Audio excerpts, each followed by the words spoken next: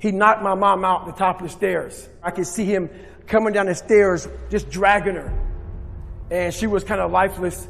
And that's when I got off the couch, scared to death, jumped on my father, and he beat the shit out of me. We never went to school hardly at all because we were bruised up. He also believed in just us working the family business. So going to school really didn't happen for me at all. Not only did I take a backseat, I also had a learning disability. I'll never forget in third grade, there was this teacher that was extremely rough on me. And at this time in my life, I did not need this. And she believed I needed to be in a special school because of my learning disability. And this is where I was talking about, people always talk about manage your expectations. This teacher managed my expectations. She saw I had a learning disability. She saw I was socially unable to survive in this world. She saw I was messed up. So she managed my expectations. She said, we need to put David Goggins in a special school. I came from hell. And when you come from hell not knowing how to fight, this is what happens to you. What happens to you is you become a fucked up kid that cannot survive in society. I'll never forget one time during a basketball game, there was this coach, Mr. Trout. He knew me when I was a kid in that school when I was in third grade getting set back. Mr. Trout always loved me. This white man loved the shit out of me. I don't know why he did.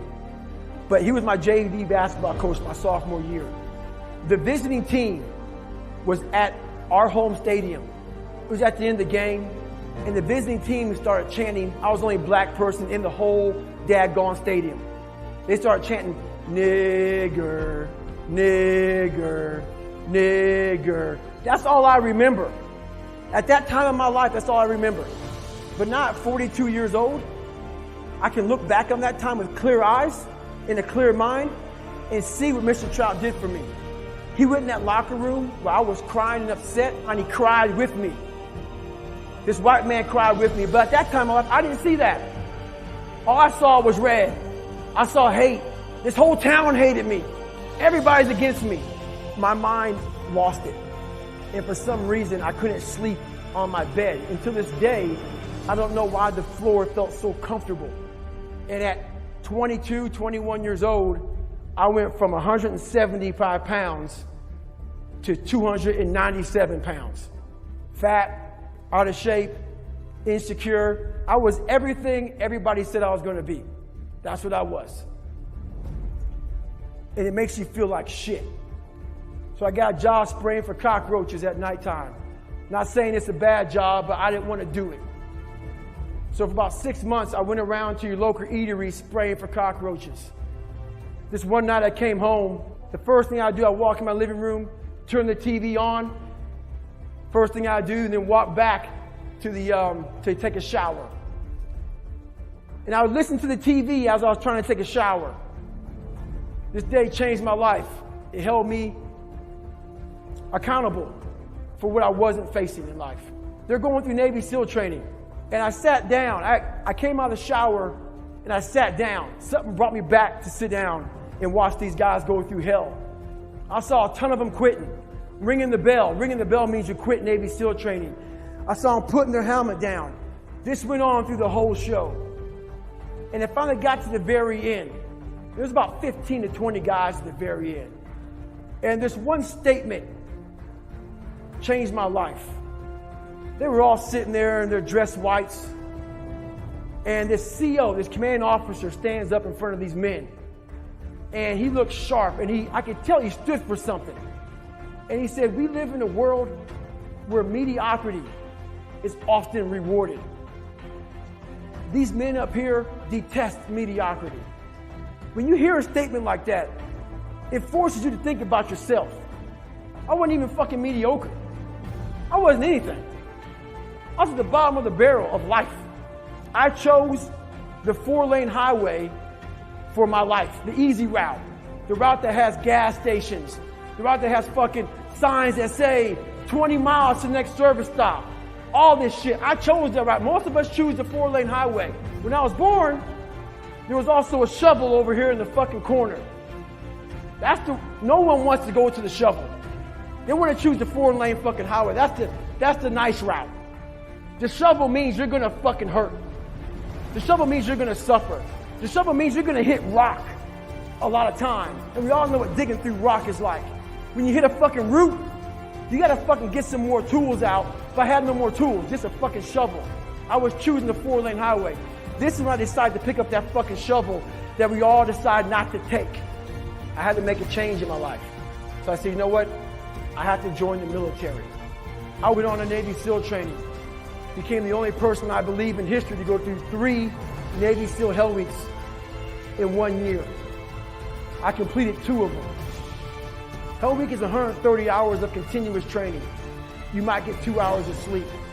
The first few weeks get you ready for this hard 1 week of training. I had to become obsessed. No matter what was in front of me, I had to figure out a way to overcome it. So when things hit you in life that you're afraid of or you're not good at, the first thing you're going to say to yourself is, why am I here anyway? This isn't for me. The water's too cold. The sun's too hot. I'm getting up too early. Why am I doing this to myself? That's what the normal mind says. I had to start training my mind to think about, how the fuck can I get through this? Not giving myself a way out. Never giving myself, creating a wall around all the fucking ways out in my mind. I had to slowly start to build this fucking wall so my mind knew this motherfucker is not going to give himself a way out of here. In my first Hell Week, I had a huge setback. I was broken. My legs were broken. I had double pneumonia. I got rolled back to day 1, week 1 of Navy SEAL training. I got through that second Hell Week. During the second Hell Week, I actually broke my knee. I continued to limp around for a couple weeks. I couldn't make it anymore. Got rolled back to day 1, week 1. I'll never forget standing there in front of Captain Bowen. He was the CEO in charge of Navy SEAL training at the time. And he had no mercy on anybody. If he believed in managing your expectations, I wouldn't be here today. He challenged me again. I was challenged my whole life, not by the mindset of managing expectations, by exceeding expectations, not by managing them. I'm standing there with crutches. I'm sitting in his office. He looks at me. He goes, Goggins, this is your last time. We're going to put you through Navy SEAL training. This will be your 3rd Hell Week in 1 year.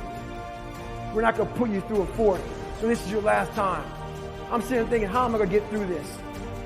I'm badly jacked up. My legs are broken. My knee is messed up. And he goes, you have a couple of months to get better. A couple of months isn't going to do it. I won't get healed up in a couple of months. But I realized I'm going to get through this shit. I'm going to find a way to get through it because why? I put barriers in my mind. So my 3rd Hell Week, I went in there with pretty much, I would put a black sock on first. I would get duct tape. And I duct taped my ankles all the way up to my calf every single morning. And then I put another black sock over it. And what that did, that prevented me from moving my ankle. So I didn't really, I wasn't flexing my shin as much.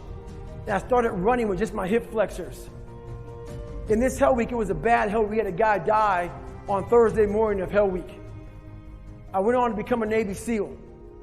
Greatness is not something that you meet once. It's something that you meet thousands of fucking times in your life. And you don't reach it if you're not constantly in constant fucking pursuit of fucking greatness. So if my mind were to say right now, I'm great, I just lost. We're going to grow. We're not going to triple down on our strengths. We're not going to do that crap. We're going to work on our weaknesses so we grow. We need friction to do that. Without friction, there's no growth. Without friction, there's confusion. Confusion is, David Goggins, how did you become who you are today? I put a bunch of fucking friction in my life. And I grew. That's how I did it. You know how you get mentally tough? It's a lifestyle. Instead of hitting that fucking snooze button in the fucking morning and not making your bed, not cleaning your house, you don't hit the snooze button. You get up. You don't want to go run?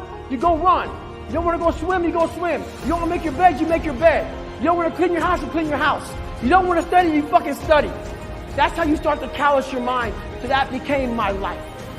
If you say you're gonna wake up at 4 o'clock in the fucking morning to go run, wake up at 4 o'clock it's gonna suck. It's not gonna be fun. Do something that sucks every single day of your life. That's how you grow. Embrace the suck.